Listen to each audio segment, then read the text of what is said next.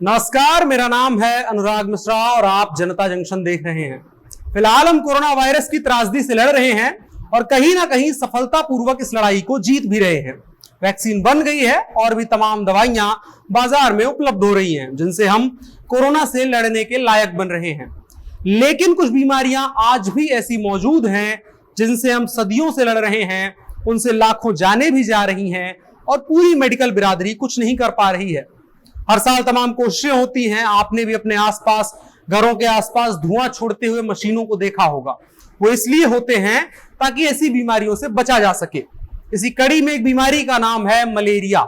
सुनने में बेहद आम हो चुकी बीमारी असल में मौत का दूसरा नाम है। हर साल मलेरिया से लाखों जानें जा रही हैं। कोरोना से मरने वाले लोगों के आंकड़े लाखों में आते हैं। हम उससे डरते हैं, लेकिन ये साल 2 साल का समस्या है। लेकिन मलेरिया पिछले 80 साल से हर साल लगभग 4 से 5 लाख लोगों की जान अकेले ले रहा है। अफ्रीका में मलेरिया का तोड़ निकालने की कोशिशें तकरीबन 60 और 80 साल से चल रही हैं। तकरीबन 60-70 साल से बड़ी बड़ी लैबों में आधुनिक वैक्सीन डेवलपमेंट पर रिसर्च जारी है, लेकिन इसका कोई हल नहीं निकल पाया है। लेकिन अब एक खुशखबरी आई है।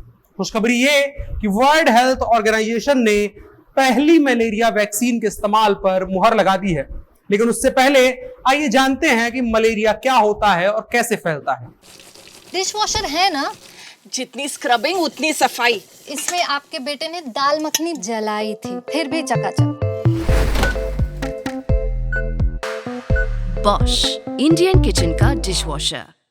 मलेरिया प्लाज्मोडियम फैल्सिपारम पैरासाइट से फैलता है या एनोफेलस मच्छर के काटने से इंसानों में दाखिल होता है। इस पैरासाइट का जीवन चक्र इतना जटिल होता है कि इसे रोकने के लिए वैक्सीन बनाना इतने वक्त से लगभग नामुमकिन सा हो गया था।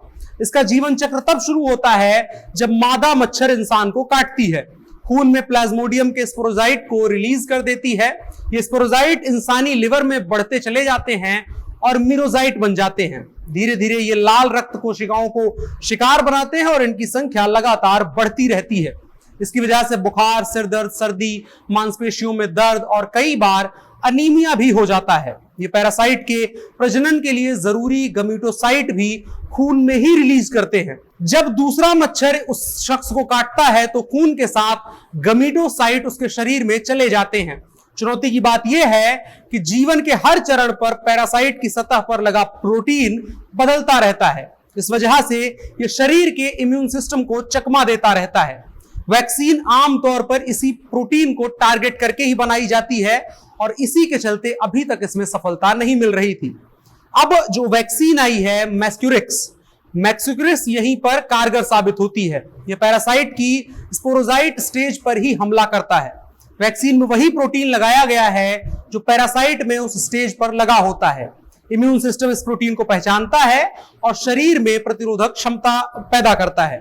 ये वैक्सीन 1980 के दशक में बेल्जियम में स्मिथक्लीन RIT की टीम ने बनाया था, जो अब ग्लैक्सोस्मिथक्लीन GSK का हिस्सा है।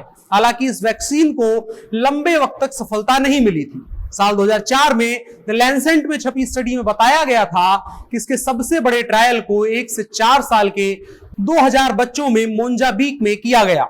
तो वैक्सीनेशन के 6 महीने तक इन्फेक्शन 57% तक कम हो गया था। लेकिन इसके बाद धीरे धीरे डेटा गिरने लगा, यानी निराशाजनक होने लगा।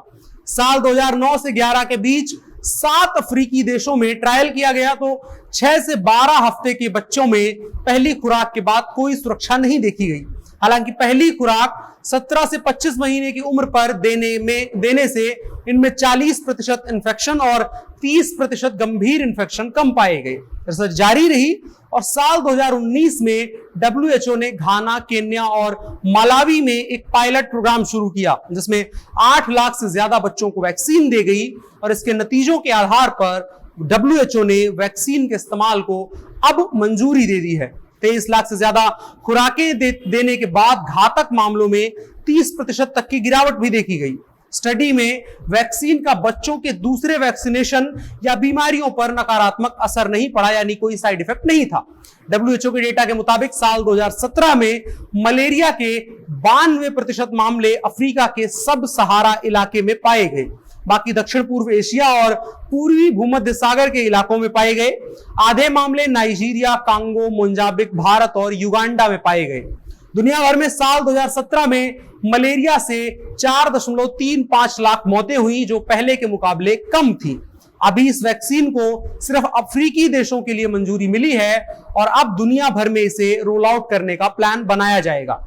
WHO चीफ का कहना है कि वैक्सीन एक शक्तिशाली हथियार है, लेकिन कोविड-19 की तरह ही सिर्फ वैक्सीन पर भरोसा नहीं करना होगा। अभी भी मच्छरदानियों और बुखार का ध्यान रखना जरूरी है। WHO प्रमुख ने इसके बाद कहा कि मैंने अपने करियर की शुरुआत मलेरिया रिसर्चर के तौर पर ही की थी और मैं इस दिन का इंतजार कर रहा था कि जब हमारे पास इस प्राचीनतम और भयानक बीमारी के लिए असरदार वैक्सीन होगी। वो दिन आज है और ये ऐतिहासिक है। यकीनन ये ऐतिहासिक है और हम उम्मीद करते हैं इससे मलेरिया के लड़ने में मदद मिले और ये कारगर साबित हो। लेकिन जंग अभी भी बहुत लंबी है और जो बेसिक आप ख्याल रखते हैं अपना, वो जरूर रखें। फिलहाल के लिए इतना ही। आप देख रहे थे जनता जंक्शन। मेरा नाम अनुराग मिश्रा है। कैमरे पर मेरे साथ थे ओम प्रकाश। शुक्रिया।